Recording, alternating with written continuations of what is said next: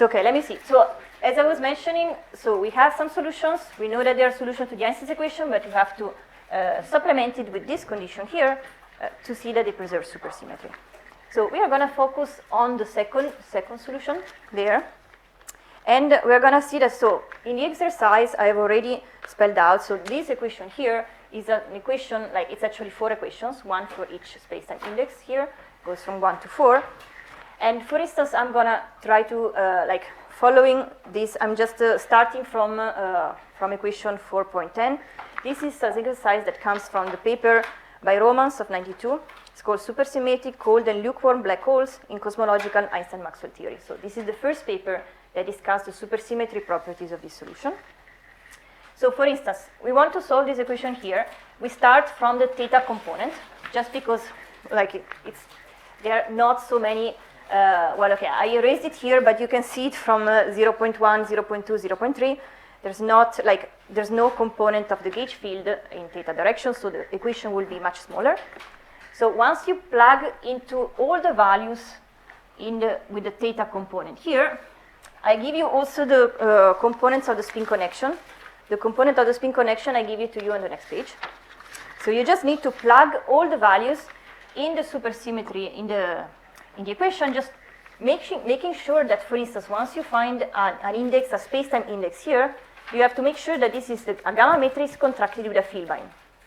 So this one is just gamma A, with A is a flat index, contracted with the Filbine, like, sorry. No, we don't. Gamma A, M. Okay, I'm assuming that you're familiar with the tetrad or the Filbine formalism. So just pay attention to these small details, but the supersymmetry variation that you get for the theta index is just this one.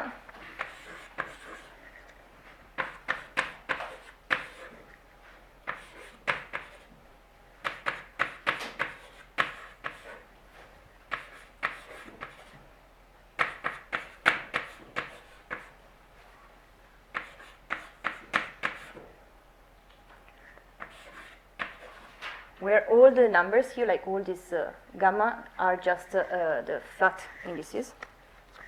And F slash, as I was mentioning here, I'm just going to do it for the second solution, and I'm also going to impose, let me just see, second solution, and also I'm going to impose Q equals 0. So the electric charge to 0, just to simplify things. What is U? Sorry? What is U? U is, as I defined here, square root of B. I unfortunately erased a lot of things, but you can find all that. So if you look at from like the thing after 0.6, so the full matrix is written in terms of V. This is the work factor, GTT, and U is square root of V. So F slash, I define it as this one.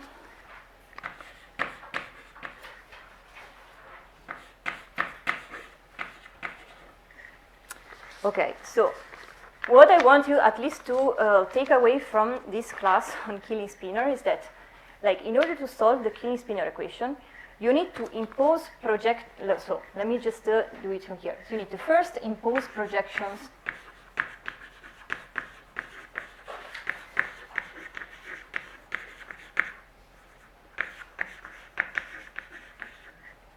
on epsilon, and then read off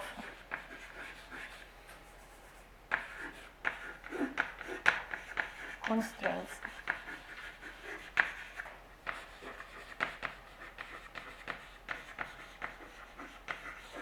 between the various charges.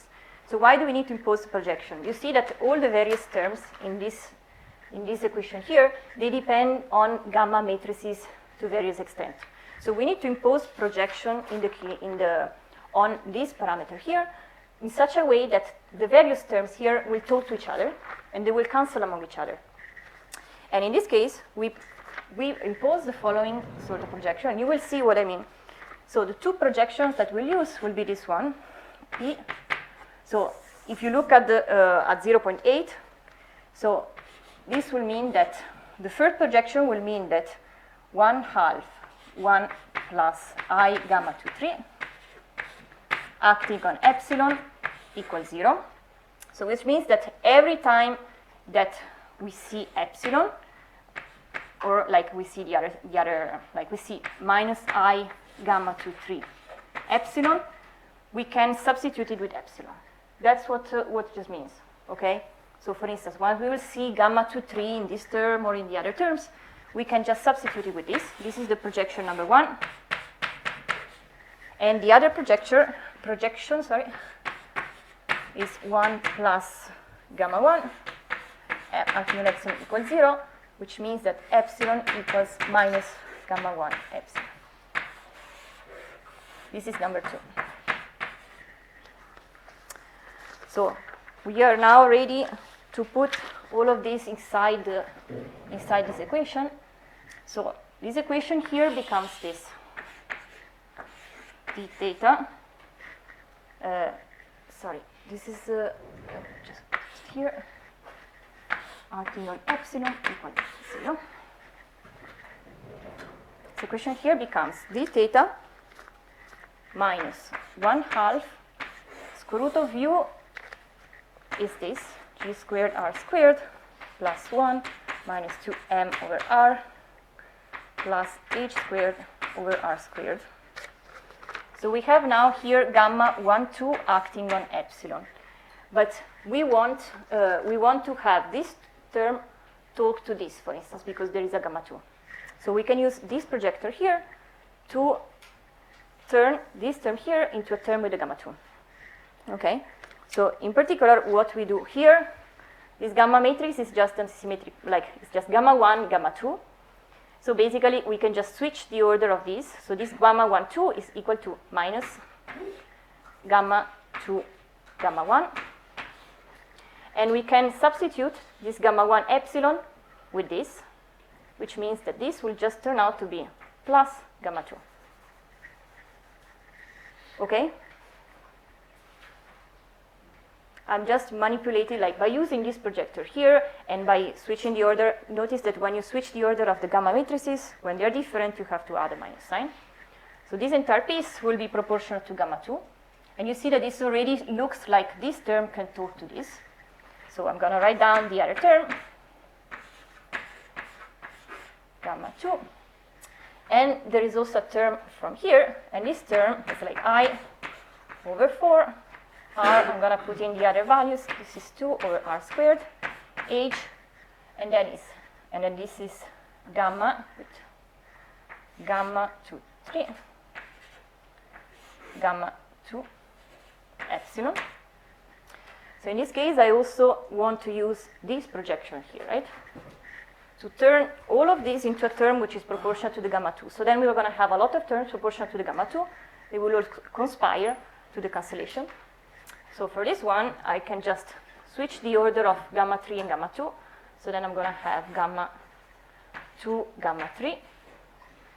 And then this part here with this, we can use this projector here, right?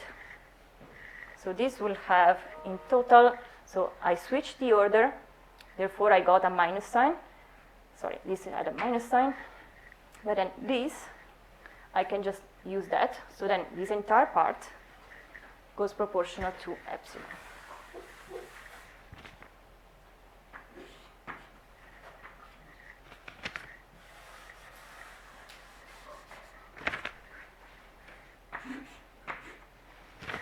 Okay, let me just simplify this, but basically what I get is 1 over 2r.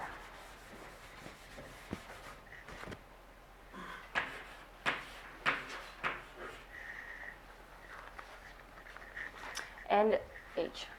So you see that we have a lot of terms here, and then, sorry, this is like something, all of these are multiplied by epsilon, and this also epsilon.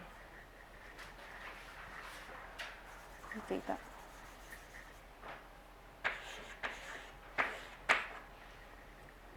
Okay, you see that now every term except the first one with the derivative has a gamma 2.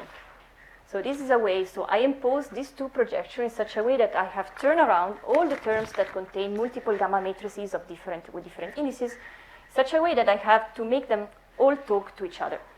So if you really see now that in this equation here, if you set the mass equals 0, as it was written by the cosmic Dion solution.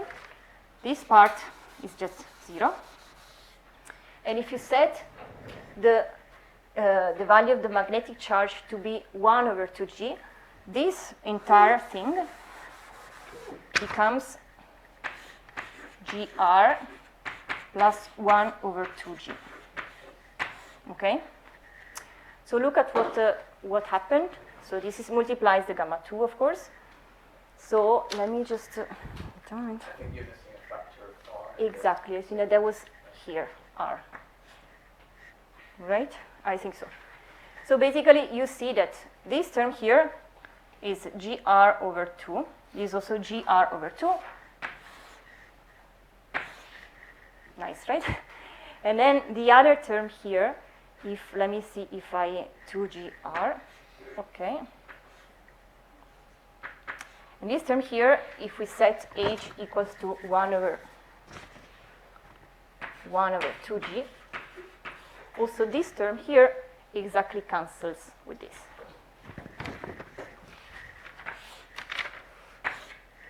So in the end, the Killing-Spinor equation, at least this component, is solved by a spinor which is constant in theta. And this happened to almost all the other equations that you see. If you see that once you use the projection, once you use this projection and you use the value of the charge, the Killing-Spinor equation become the one that I've taken from Oromans, but there are equations 4.34 to A to D. So they simplify a lot if you impose this projection relation in such a way that you get a solution like the solution 0.11 for the Killing-Spinor. So you can do like this, and you can do this as an exercise. I mean, I did the theta component, but the other components are really similar. Because if you see, for instance, the phi component has other two terms that, though, if you use the projection, again, cancel each other. For the t component, you have to use a bit more craft, but otherwise, you get it to work as well. So, okay, for all this, let me just, so I'm not going to do then the phi component because we're a bit late with time. But I hope that I showed you that indeed, with the Killing-Spinor equation, you just need to impose the projection and having terms talk to each other. And once you have found the Killing-Spinor, then you can see that indeed, like, once you know how many projections you have to impose, then you know exactly how many components, how many, let's say, supercharges your solution preserves. Sorry, I thought we were going to, by trying to impose this variation of ferromagnetic field being 0, we'll get constraints within the bosonic field. And if we would impose that it should work for any epsilon. No, in that case, I mean, I have already, so if you see, when I, here, I impose it only if I impose these constraints between the two, the fields, then I get this thing to work. Otherwise, like, I would have gotten already, like, so if you see this was just given by the square root of g squared r squared plus 1 minus 2m over r plus h squared over r squared. Right? And here we have only h.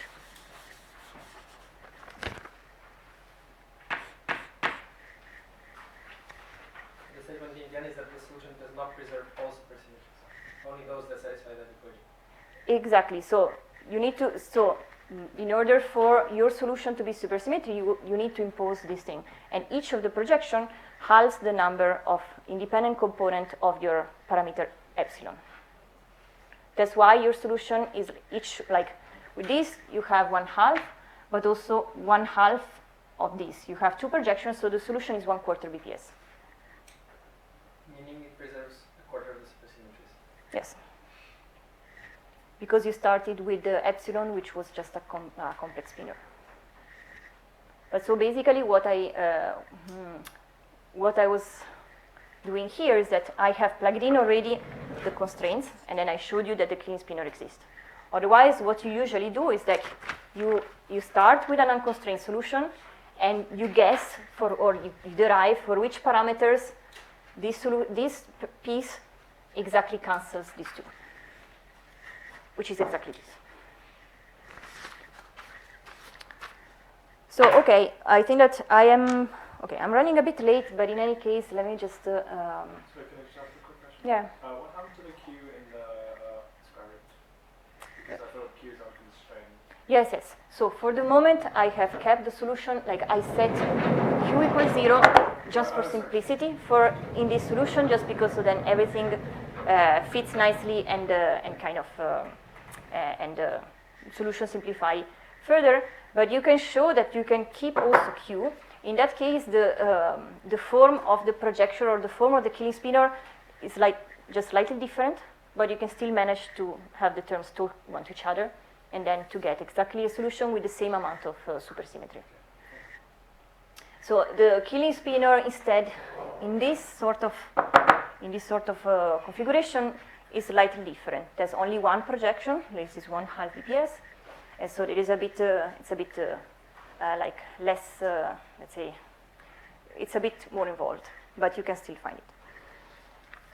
So if you see also from the, so I give here the theta component. If you see exactly from the, if you solve the equations that you get from the phi component, you get exactly that the spin connection cancels the contribution of the gauge field. Exactly if you are in this sort of situation. That's why the solutions, they're set to preserve supersymmetry by the so-called topological twist. So okay, two observations that I'm gonna do here, about the solutions.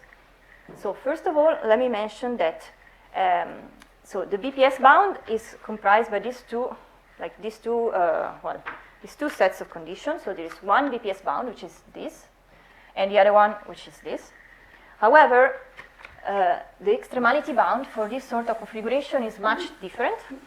So if you see that, so I mentioned that in a asymptotically flat case, just if imposing m equals q gives an extremal solution, as I showed you in the previous lecture, but also preserves supersymmetry. This is something that I didn't show it, but I just said it. You can get it as a limit g goes to 0 of this solution. However, the extremality bound that you get from let me see. The extremality,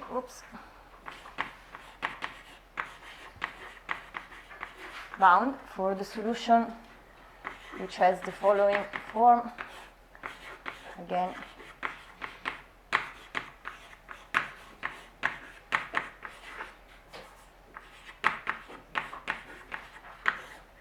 the extremality bound is very different. It's kind of complicated, but you get it by imposing that two of the roots, these are 4 roots again. So if you impose that 2 of these roots are equal, you get a condition on the charges, which, however, is different than the BPS bound.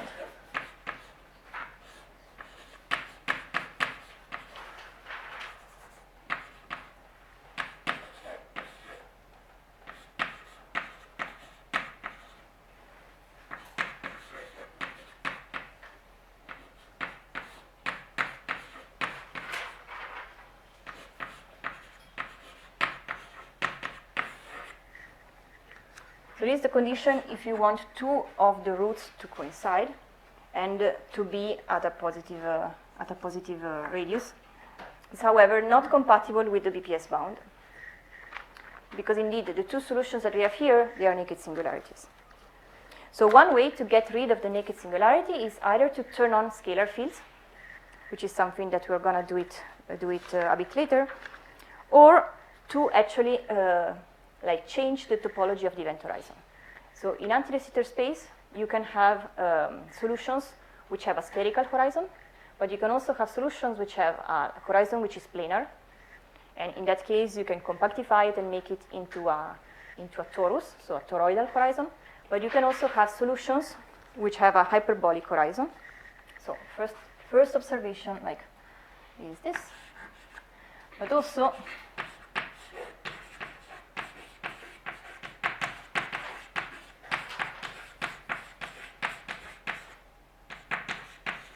in particular by having BPS solution exist with this sort of charges, m equals 0, 2gh equals -1, with the metric which has this form here.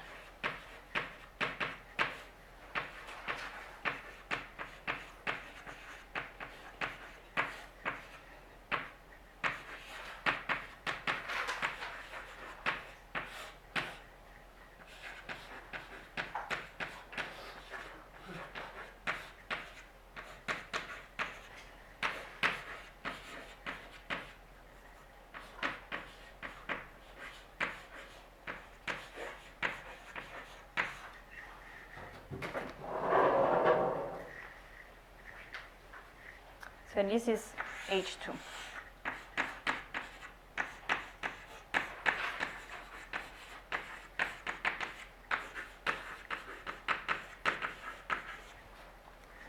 It is supported by the following gauge field.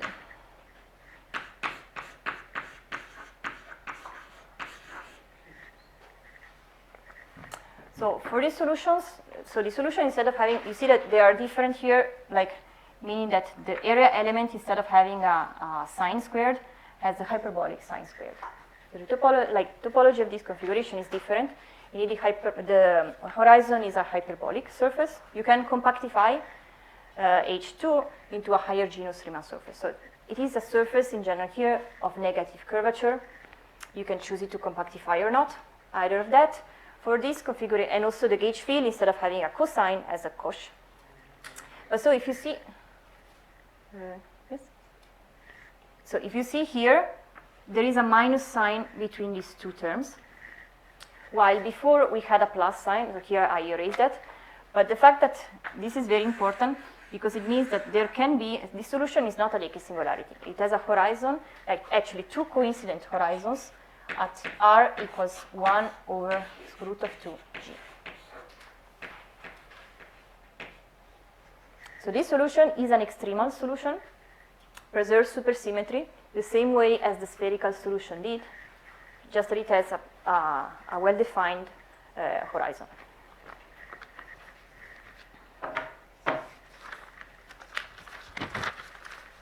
Okay, I think that I'm running way over time. Let me see how far I get. Maybe I can just write down like a table of all the various solutions. So okay, this is just an example of solutions with no scalars. There are of course other solutions with matter couplings. And I'm gonna give you a table with all the possible configurations that are there with spherical horizon. Sorry? I have 40 minutes, yeah, so. Ah, okay. I have 40. Yeah, you Ah, have okay. 1 hour left, right? Ah, yes. I don't know why, but we started a bit late. Yeah, Oh, okay, okay.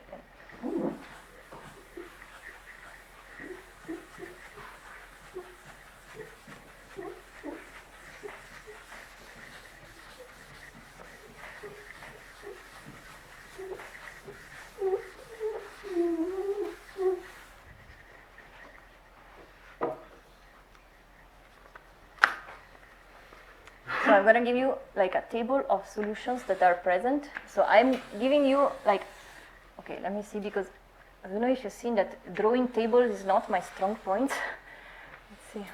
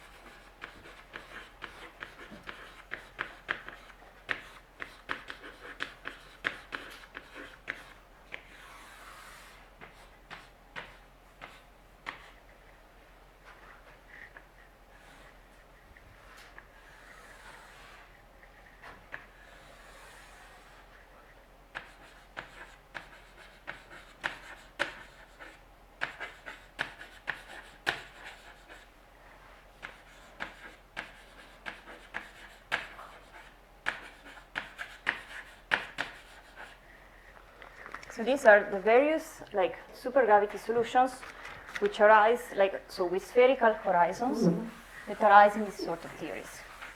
So I'm giving you the one with a spherical horizon because in general they are the first ones that were object of the microstate counting.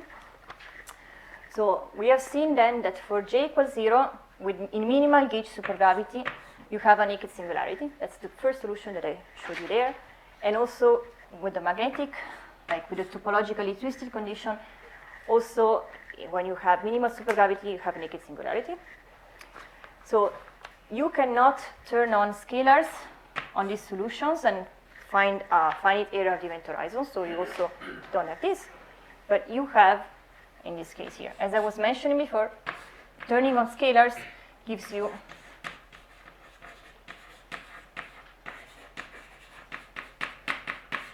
a non-zero value for the black hole entropy, which is something that I will explain you in the remaining of the class. However, you can turn on angular momentum. That is something that you can spin the electric resonance solution and get a perfectly good event horizon while preserving supersymmetry. This preserves 1/4 supersymmetry as well. So you can have also solution with matter fields and with non-zero angular momentum. This was found by yours truly, by me, and my collaborators. And however, here you cannot make it spin, and here you can also add scalar fields. So in general, this is the status for solutions. And in that case, when you add matter, you have more charges available.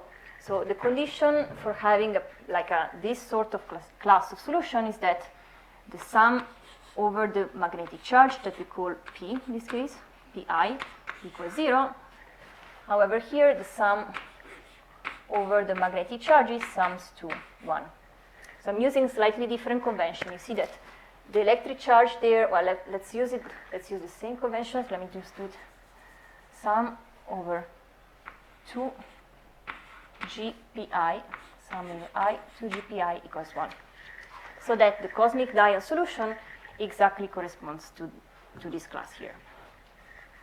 So you have two solutions which here are denoted via electric and magnetic, but you can also have solution with both charges, so both electric and magnetic charges, as we have seen from that.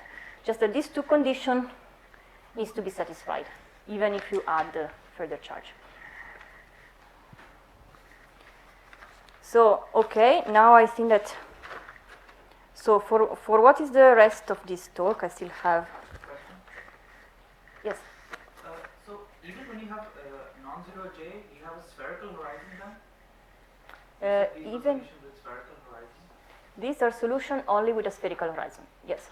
Even when angular momentum is turned on, the horizon is still a spherical sphere, or is it? Spherical topology, so let's squash sphere.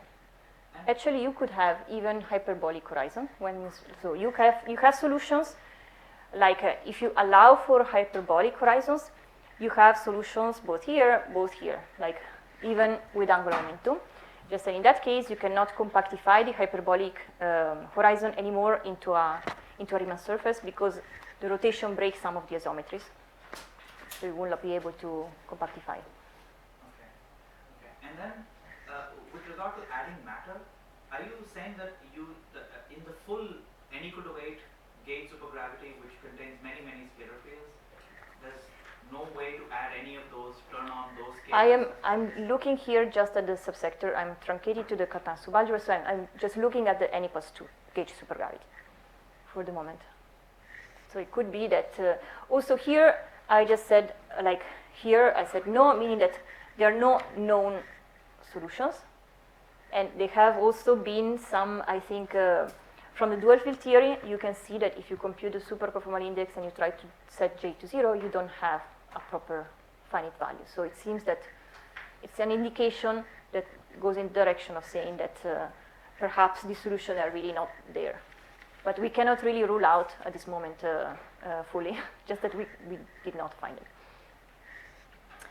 So, okay, so in the remaining of the talk, just bear with me, I'm going to write down a couple more formulas, but I'm going to give you some details about this sort of configurations here. So this configuration will be a configuration which adds scalar fields and like matter multiplets. In particular, I'm only going to talk about vector multiplets to the cosmic monopole solution that I showed you before. So I'm not going to go through the construction of the killing spinor again, but just I will give you just a full solution with the scalars, at least of a subset, like one of the simpler solution, to give an idea how you can cloak the singularity that is there with an event horizon.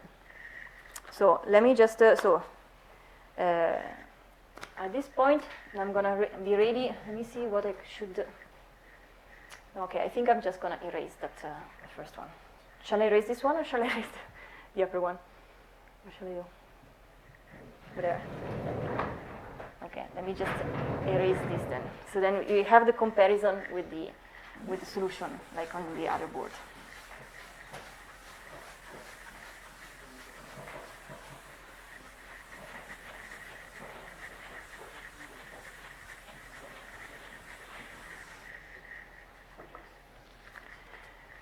So now, as I was mentioning, I'm going to add scalars to the cosmic dion solution. Therefore, I need to find solutions to n equals to matter coupled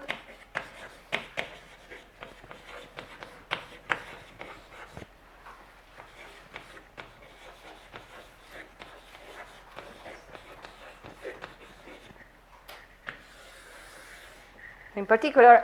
You remember that before I showed you the Lagrangian only with the gravity multiplet. Now I'm going to add the vector multiplet. Sorry, I'm just still a bit confused from before.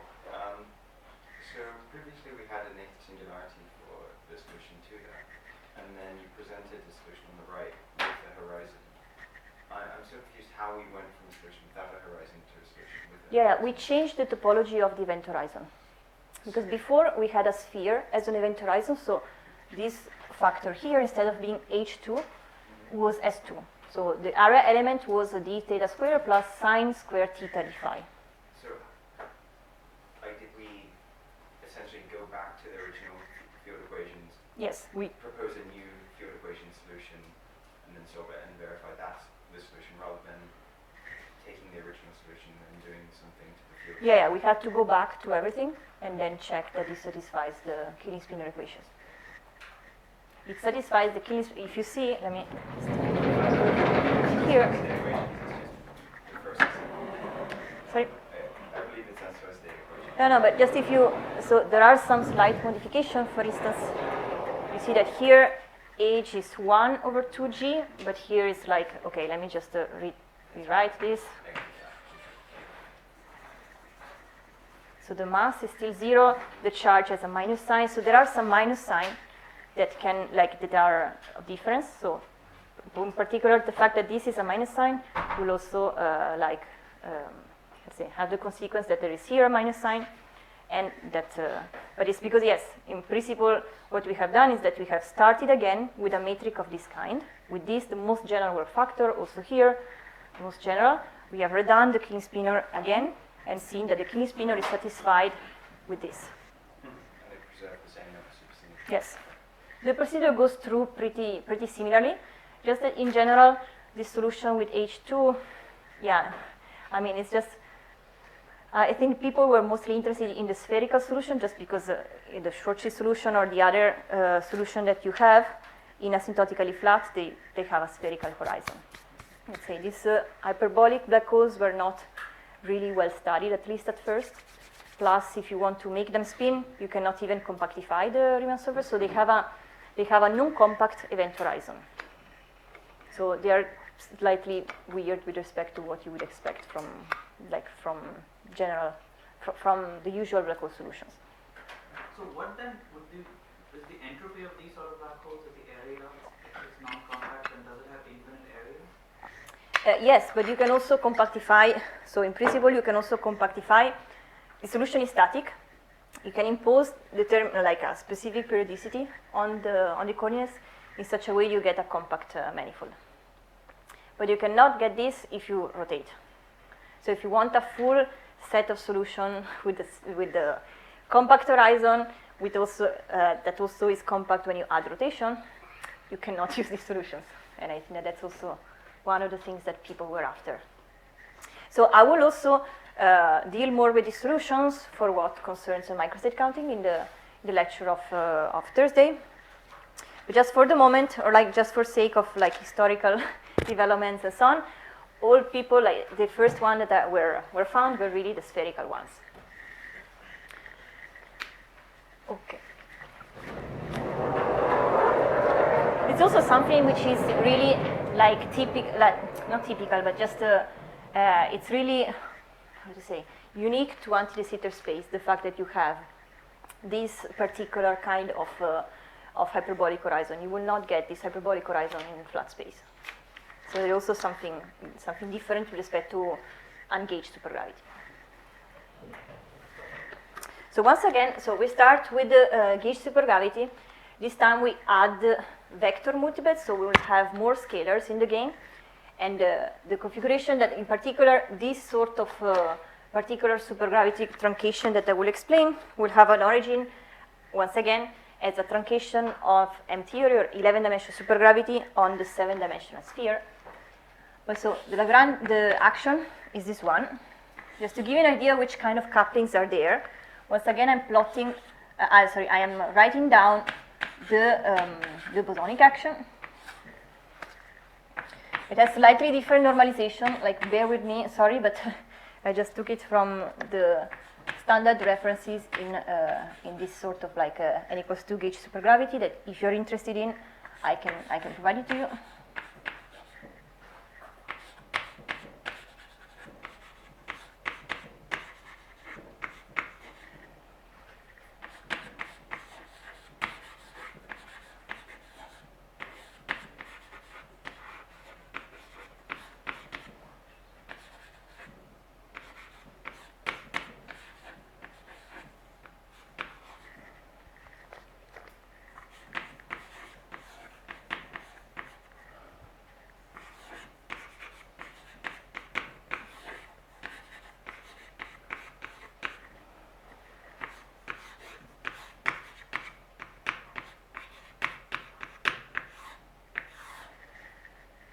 It's a big Lagrangian, but in any case, you can recognize here there is, of course, the Ricci scalar.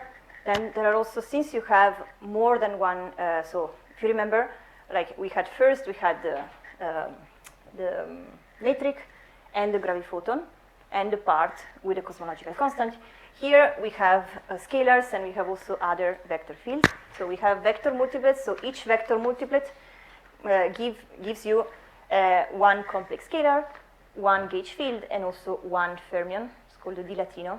I will not deal with it explicitly, but this is another fermion that it's in your theory, but we set it to 0. So the bosonic Lagrangian has the Ricci scalar. This is the coupling between the fermions, the gauge fields in your theory, and this is the period matrix. Like n lambda sigma is a complex matrix that encodes the interaction between the scalars. So this depends on the scalar, which are called z, z bar. And again, this also depends on z and z bar. Encodes the interaction between the vectors and the scalar. This is the theta term, like f wedge f, which is also present in this sort of theories. And this is the kinetic term for the scalars, where this manifold here is of a special scalar type. And this is the potential. This is the potential, which is function of the scalar fields. So in this sort of theories, indeed, the potential has a minimum, like at infinity, all the scalars go to a constant, in particular to a constant that extremizes the potential in such a way that in these theories you have a negative potential at infinity, which mimics a negative cosmological constant. So the black hole solution in this theory will have also ADS4 asymptotics. So, okay, I'll tell you this. And so to specify the theory,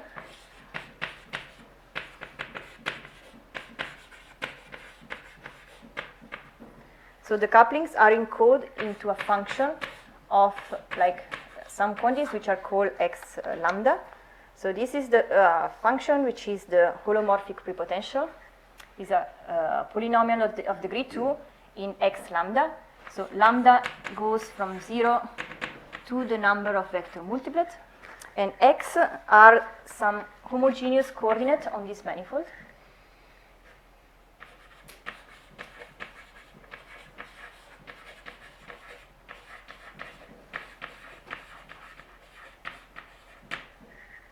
And their ratio, like exactly xi over x0, gives the physical scalars here.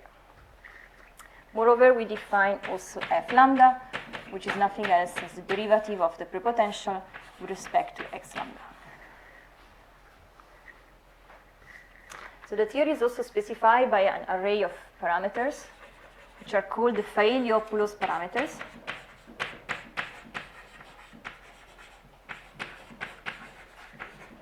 which I call G lambda. They are real parameters that appear like in particular inside the potential. And that's what specifies our theory. I'm going to give you some more specification, but it will not be that important for the future. So let me see.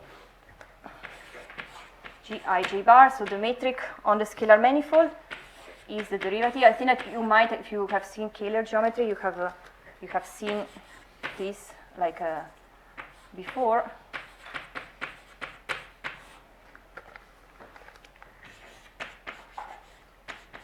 So the metric is given as a derivative of a function which is called the Kähler potential. The Kähler potential is written in terms of the quantity that I have defined before.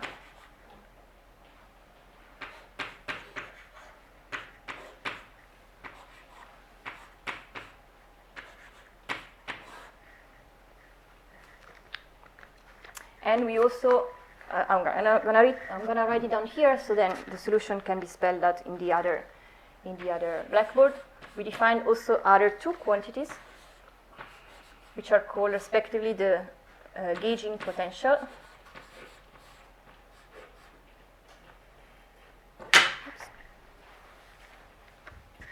and the central charge of the theory.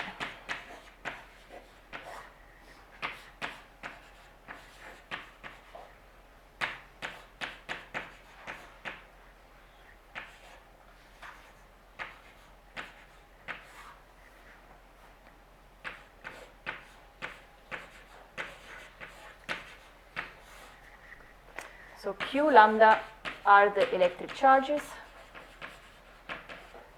and P lambda are the magnetic ones. Okay. So I give you some specification of the quantities that appear in the supergravity Lagrangian. And of course, we have to go through all the Killing-Spinor equations again. But I will spare you this. I'm just going to write down the full solution.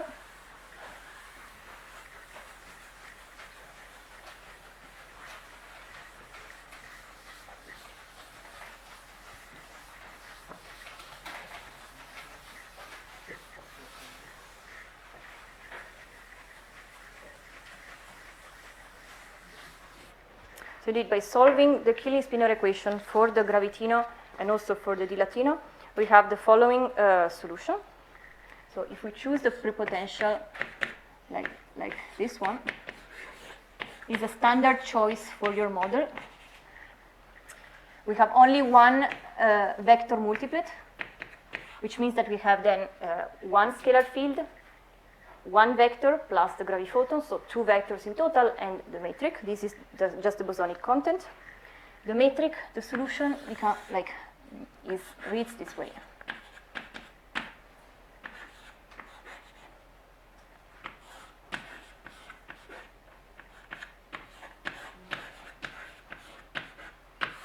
You immediately see that this is this is just a GTT component. But you should have remembered, if you go back to the cosmic monopole solution, this looks very similar to the solution that we had before, because before we had one here, but now you see that there is a parameter C, and C will depend on the scalars. So when the scalars are turned on, there is hope that this coefficient here will become negative. Therefore, the solution will not be anymore a naked singularity, but will actually have an event horizon. So let me write the other pieces.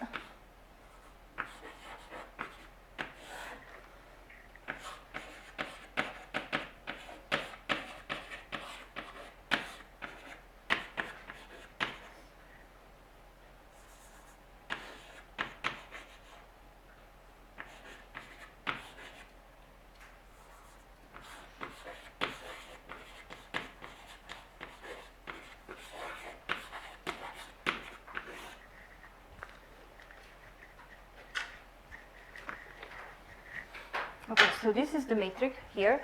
It is supported it's like in the case where we have a fully magnetic solution. The configuration itself is fairly easy. So we have the electric H fields are just 0. The magnetic one are easy, like it's just phi lambda 2 sine theta, and the only scalar field which is present in our solution is truncated to be real, so it has no imaginary part.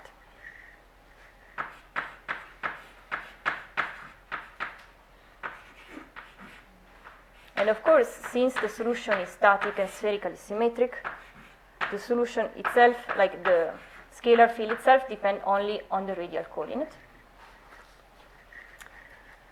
Once again, we have to impose, like the supersymmetry condition imposes this, like 2, sorry, G lambda, B lambda plus or minus 1.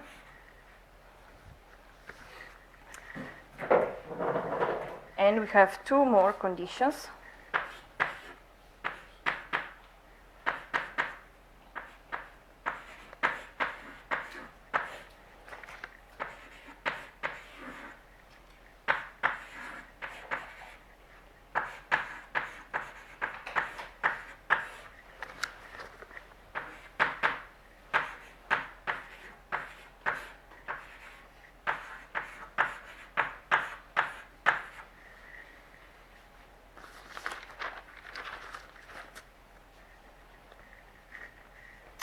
Okay, so this is something that characterizes the full solution. Let me just put it here.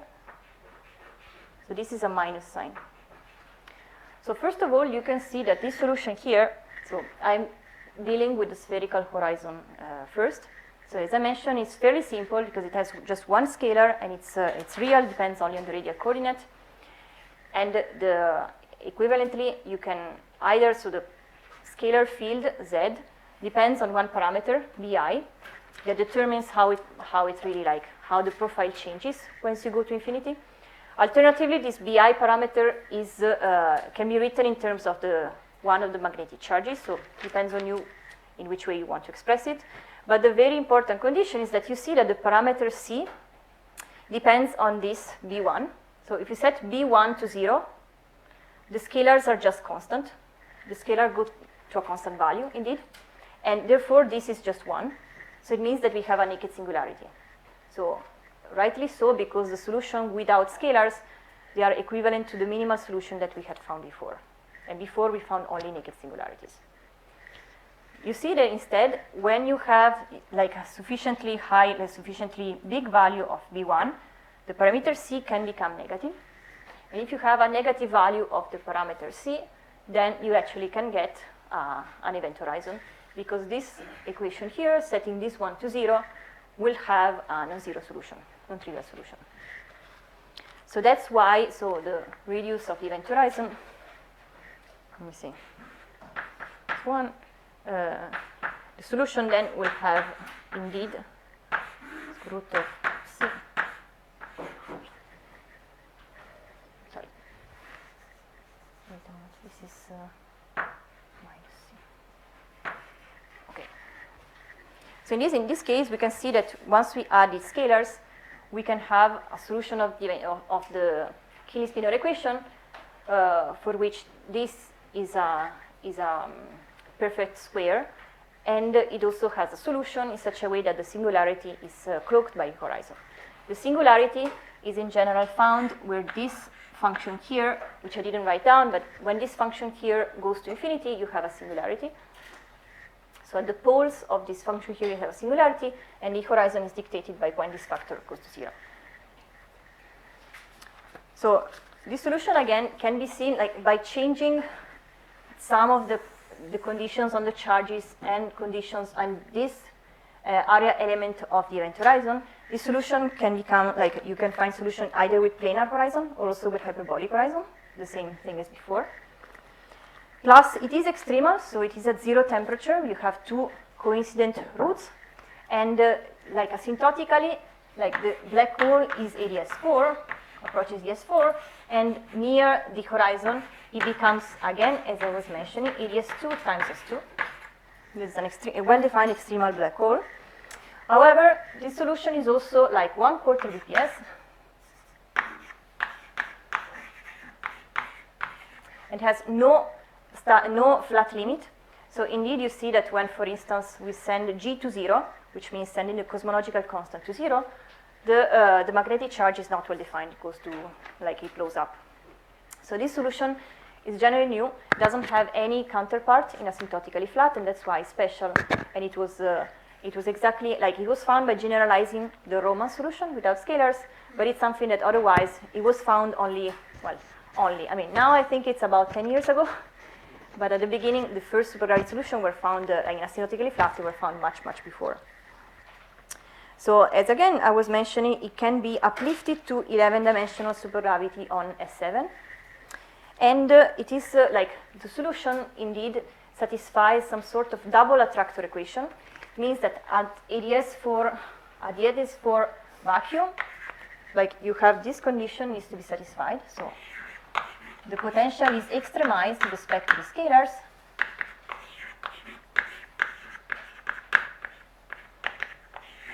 So there is let's say an attractor, so the solutions so the scalar fields at ADS for vacuum attain a value which is obtained by extremizing the potential. And at the ADS2 throat, so in the near horizon geometry, so this near horizon geometry, the solution, the scalar solution, indeed, they satisfy this equation here. They extremize another quantity which is called the superpotential. And the superpotential is has a specific form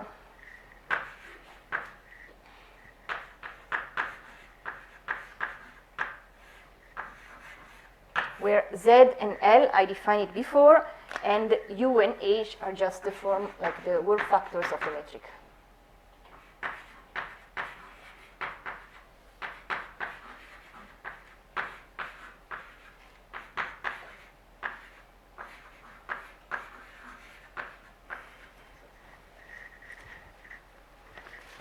Okay, so this is the general form of the solution on which the first microset counting was found. And the properties of this solution will be, I will recap them, but it will be very useful for the lesson of Thursday once I will deal with the microset counting. So how much time do I have? Maybe 5 minutes? Or? But yeah, you might take 5 minutes if you like. Okay, well, maybe I can just say, let me see. Well, I can maybe just say something. No, I think it's okay. Maybe I can do the rotating black holes. I will do it probably on Friday or on Thursday, so I think it's fine. Okay, just to conclude, yes, this is like, just to conclude about this class is that, so we have seen how to solve the Killing spinor equation in supergravity and to find supersymmetric black hole solutions, at least in very specific case, very simplified case. So when there are no scalars in solutions of minimal supergravity, things are very neat and very, very easy to find.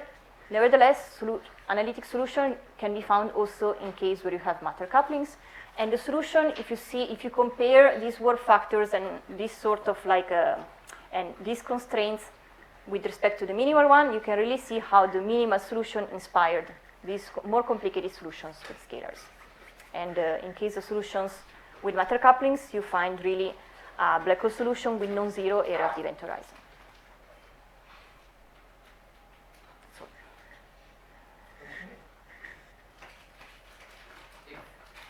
Maybe this is a technical question, I can talk later. But do you have any understanding why the critical value is that some B is related to this 32/3 fraction? Yeah, I don't think that. So this is also really like this coefficient here is very much model dependent. It depends on which model you use. Let's say this is a model that comes from the S7, but in which 3 out of the the 3 gauge fields are just identified. Like the 3 out of the 4 are just set equal to each other. So no, I mean. Yeah, not quite that that I know. I don't think that there is any explanation for that. Because it just reminds me, there's some work in 5-dimensional, like the phase diagram of 5-dimensional solutions with solitons and negative singularities. And So there, if you just study Einstein-Maxwell Mhm. GR with a cosmological constant, so you have a coupling constant E squared, and then the phase diagram depends on the value of E squared, and you can have naked singularity solutions which are then shielded by turning on scalar fields. Uh-huh. And the phase transition occurs exactly at E squared equal to 32/3. So I'm just, when I saw that fraction, I was just suddenly, and there's no explanation of this. No one knows why this makes sense. It's just numerically computed, and it's some value very close to 32/3, but there's absolutely no understanding of where that comes from. So I was just wondering if somehow, since you have an exact analytic solution, if that maybe could help in understanding the 5D picture.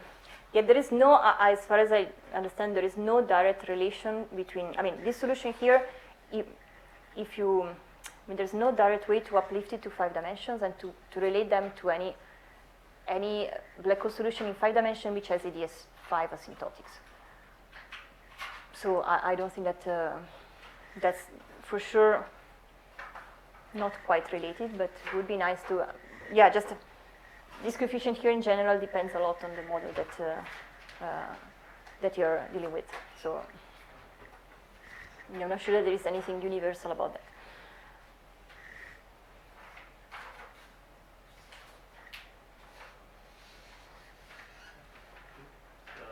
Thank you, Chiara.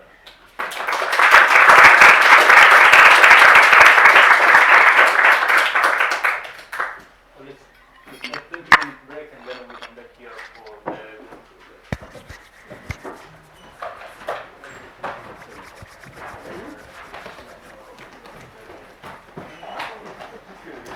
And it's all for me, so I can find.